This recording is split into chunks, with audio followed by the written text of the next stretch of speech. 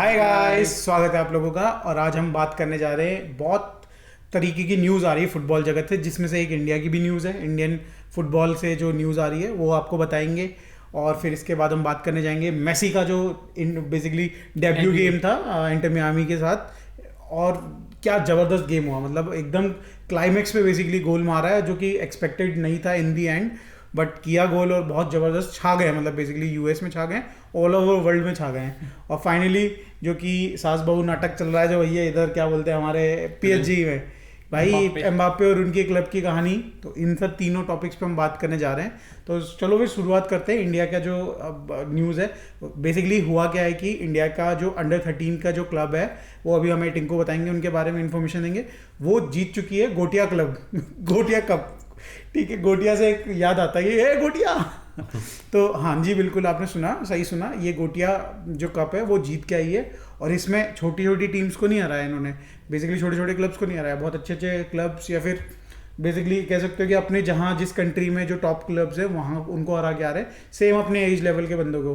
तो सबसे पहले जानते हैं टिंकू से कि भाई क्या कहानी है इसमें, तो बताओ भाई ये क्या है, क्या एक वही है। मतलब मिनेरवा अपनी एकेडमी है, जिनको फुटबॉल के बारे में थोड़ा है, इंडियन फुटबॉल की नॉलेज है, उनको पता होगा। मिनेरवा बहुत ही बड़ा क्लब है और अच्छे अच्छे प्लेयर्स दिए हैं। अपना अनवर अली हो गया, जिक्सन हो गया, तगड़े तगड़े प्लेयर्स दे रहा है और अच्छी यूथ एकेडमी है और प्रूव भी करके आई है। मतलब पूरे ऑल ओवर वर्ल्ड के अच्छी कंट्री के अच्छे क्लब्स को हरा के आए हैं। और फाइनल ब्राज़ील के अगेंस्ट था, ब्राज़ील के क्लब के अगेंस्ट, ऑर्डिन एफसी करके। और ब्राज़ील का हम तो देखते ही हैं क्या क्या स्किलफुल लॉन्डे निकलते हैं, वो भी इतनी यंग यंग एज में। तो उनको 3-1 हरा के आए हैं। और सेमीफाइनल में स्पेन का क्लब मिला था, स्पेन भी हमको पता है कितना अच्छा फुटबॉल खेलते हैं। मतलब ये यूथ लेवल में सारी ऐसी टीम्स है और ऐसी कंट्री है जहाँ फुटबॉल चलता ही है दोनों कंट्रीज में।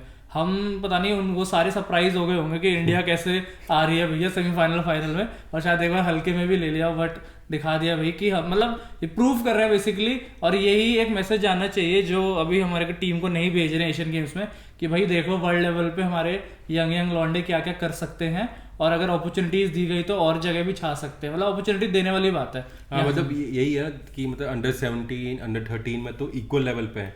इनफैक्ट अंडर 13 में मतलब यहाँ जीते, अंडर 17 में ये टीम जाएंगी तो अच्छा कंपटीशन देंगी, शायद जीत भी जाए। बट बड़े होते होते पता नहीं क्या होता है, रैंक 100 चले जाती है, अपॉर्चुनिटी बट एक्सपोजर नहीं मिला ना। अगर अभी आप हमारे अगर बात करें 25 to 28 वाले जो एज ग्रुप वाले जो प्लेयर्स हैं उनको देखें तो उनको इतना एक्सपोजर मिला ही नहीं भाई। एशियन गेम्स को उनको खेलने को नहीं भेजते थे कभी भी। अगर ये टीम जो जाती है, अगर अलाउ करते हैं ओलंपिक वो देखते हैं, उसका थोड़ा पॉजिटिव न्यूज़ आ रही है, बट अभी हम कंफर्म नहीं कह सकते। बट मोस्ट प्रोबेबली शायद से भेज दें, ठीक है। बट अगर चलो वापस से टॉपिक पे आते हैं, बट जो पुराने प्लेयर्स है अभी जो हमारी टीम में है ऑलरेडी, उनको इतना एक्सपोजर ही नहीं मिला तो कहाँ से करेंगे। बट ये जो टीम है अंडर 13 वाली, या फिर हम बात करें अंडर 17 के जो टीम प्लेयर्स है, मुझे लग रहा है कि मतलब थोड़ा सा आने वाले 8 से 10 साल इंडियन फुटबॉल के काफ़ी अच्छे होने वाले हैं। और मे बी कुछ हो इंटरेस्टिंग, बट हाँ ना। तो अब चलो मूव ऑन कर लेते हैं। जो नेक्स्ट न्यूज़ है वो है मेसी की। भाई मेसी ने क्या ही कमाल कर दिया भाई। एक तो 5:30 बजे लोग उठ के देख रहे थे, हमसे तो नहीं हुआ, बट हमने देखे एक्सटेंडेड हाइलाइट्स देखे, बिल्कुल देखे। और क्या ज़बरदस्त यार, मतलब जब वो आया 60-62 मिनट पे आया था वो, वहाँ से लेके गेम में मतलब दिख रहा था। पीएसजी में तो मरा मरा से खेलता था। मैं एक्चुअली मैं एक्सपेक्ट भी नहीं कर रहा था कि मेसी गोल करेगा, ठीक है।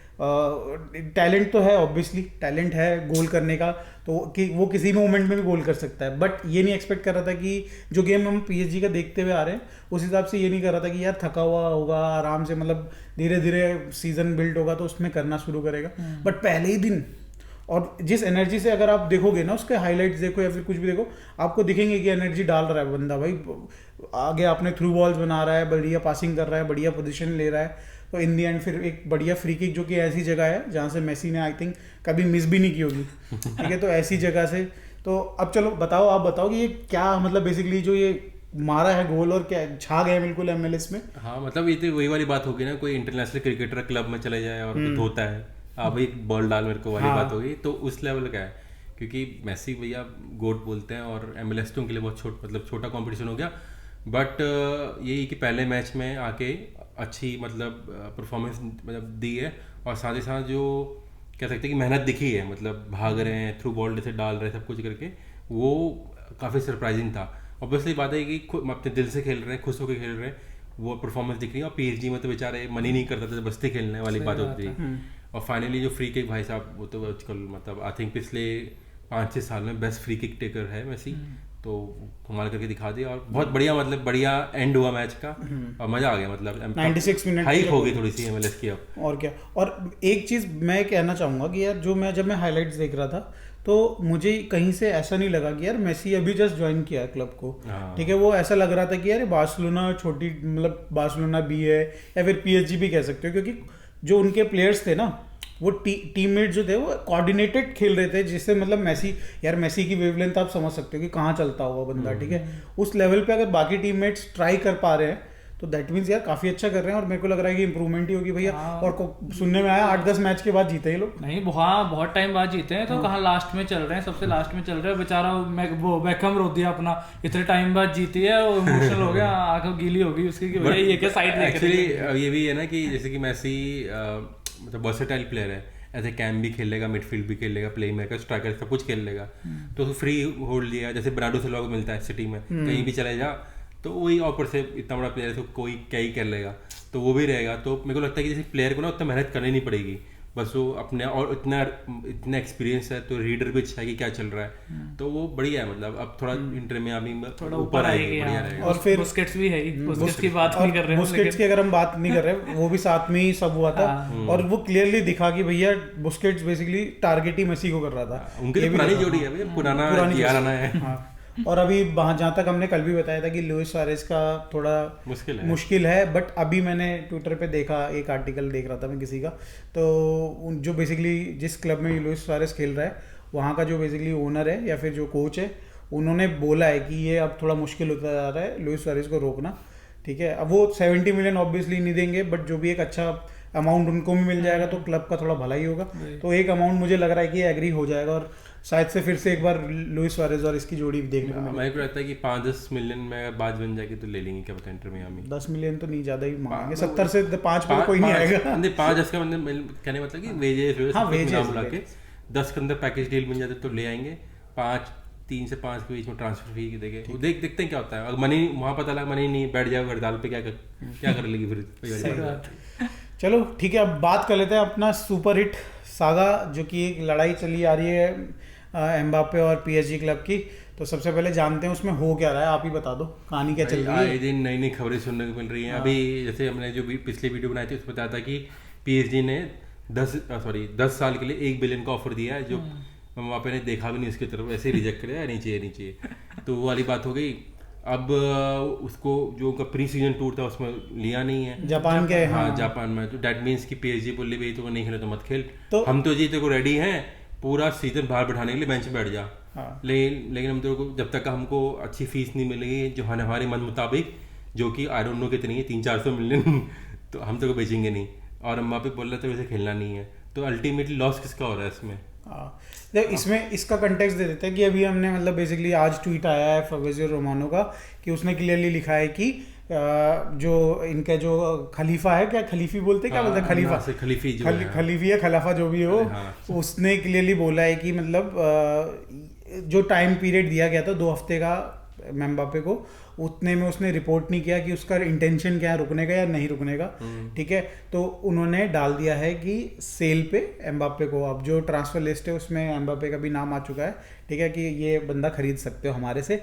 और इसी का एक स्टेप है कि उन्होंने जापान वाला जो टूर है उसमें उनको रखा ही नहीं है। अब नहीं पता, प्रॉब्लम ये है कि अब कितना उनकी मांग है। जैसे आई थिंक रियल मैड्रिड ने भी इसको 200 मिलियन ऑलमोस्ट 200 मिलियन तक, अच्छा 200 मिलियन मांग रहे हैं। पता रियल मैड्रिड ने बिड डाली थी इसकी 170 की, पता नहीं रिजेक्ट कर दी थी उन्होंने, क्या पता अब दोबारा से डाले। अब रियल मैड्रिड का भी पता नहीं, इस बार नहीं डाली, पिछली बार डाली थी, पिछले साल तो ऑलमोस्ट हो गई थी। इसमें भी थोड़े इंटरेस्टेड थे बेलिंगम को खरीदने से पहले।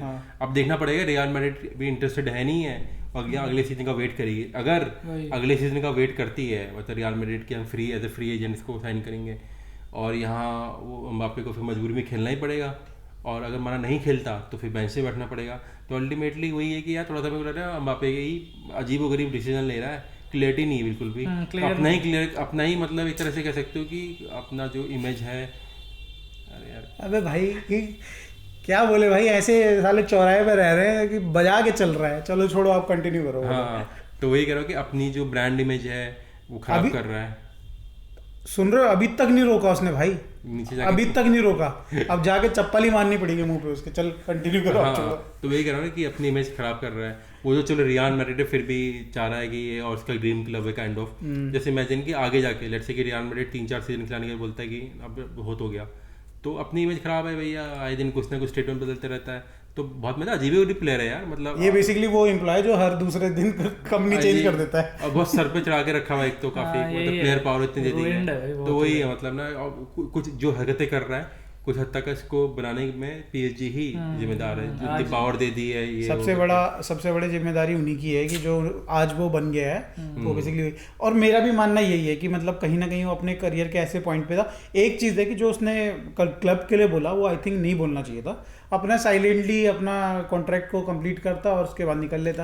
मतलब वो जैसे अच्छे प्लेयर्स करते हैं, जैसे अगर आप ऑब्वियसली देखो रोनाल्डो ने तो खैर क्या बोले उसने तो चलिए आगे बढ़ते हैं। सॉरी मेसी की बात कर लेते हैं। मेसी ने जैसे रोनाल्डो तो यार एंड में अपने कैरियर के उसने तो बहुत अचीव कर लिया भाई, तो कुछ घंटा भी नहीं उखाड़ा कुछ। हाँ, एटीट्यूड होना तब भी होना चाहिए भाई। 5 बैलन डोर जेब में रख के घूम रहा बंदा, कितनी चैंपियंस लीग लेके घूम रहा है, और तुम्हारे पास क्या है, बाबा जी का ठुल्लू एक वर्ल्ड कप जीता है, जो कि आई थिंक कि मुझे लग रहा है डेकेड की सबसे बड़ी स्ट्रॉन्गेस्ट टीम थी, उसके साथ जीता है। तो आई थिंक इतना कोई वो नहीं है, बट हाँ ऑब्वियसली टैलेंटेड बंदा है, और ये मानते हैं कि हम भी मानते हैं। और इस समय आई थिंक फुटबॉल का सबसे कह सकते हैं कि बेस्ट प्लेयर कह सकते हैं, बेस्ट प्लेयर है, टॉप 1 टॉप 2, जिसके लिए कोई हालैंड है तो किसी के लंबा हालैंड से तो बेटर ही मेरे को, जैसे हम पहले भी डिस्कस कर चुके हैं, हालैंड से बेटर है कंपैरेटिवली अगर देखा जाए तो।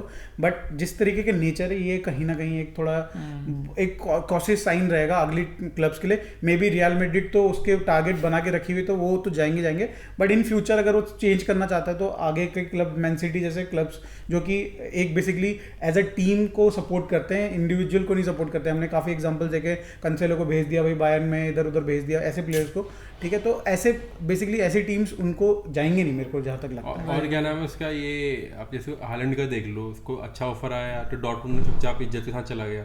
अगर माना इस साल उसको पीएसजी में नहीं रुकना, प्रॉब्लम भी करके सिंपल से बोले था पीएसजी को जाके यार मेरे को नहीं रुकना, मुझे जाना है, और रियल मैड्रिड से निगोशिएट कर लो बेस्ट पॉसिबल डील, क्योंकि अगले साल में अगर नहीं भेजो, अगले साल में फ्री एजेंट चले जाऊंगा, तो उनको जो भी आपको 170-200 मिलियन जितना भी मिल रहा है वो भी नहीं मिलेगा, तो पीएसजी मान जाती।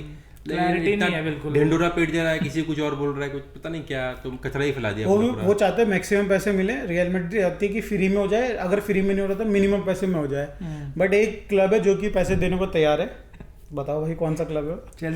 चेल्सी। अबे चेल्सी छोड़, उधर से सऊदी वाले सबसे पहले जो भी कोई फ्री दिख रहा है सीधे टारगेट मार रहे हैं कि भाई आ जाओ हमारे पास।